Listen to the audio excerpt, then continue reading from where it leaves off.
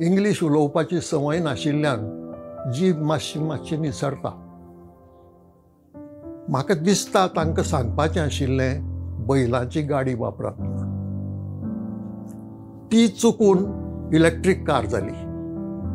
आतां बैलांची गाडी कित्याक? ताजे फाटल्यान एक लॉजीक आसा. सवायांतले सवाय मोटार गाडये परस बैलांची गाडी सवाय. बैलांची गाडयेक पेट्रोल लागना, बैलांची गाडयेक डिझल लागना, बैलांची गाडयेक वीजूय लागना, फुकट. बैलांक लागता तण, तें भायर मेळटा फुकट, तेंय विकती घेवपाची गरज ना. म्हणटकच इतलें फुकट जर तुमच्यांनी जाता जाल्यार उगीच पेट्रोल डिझल म्हारग जालो म्हणून कित्याक बोवाळ करतात, अशें तांकां म्हणपाचें आशिल्लें अशें म्हाका दिसता.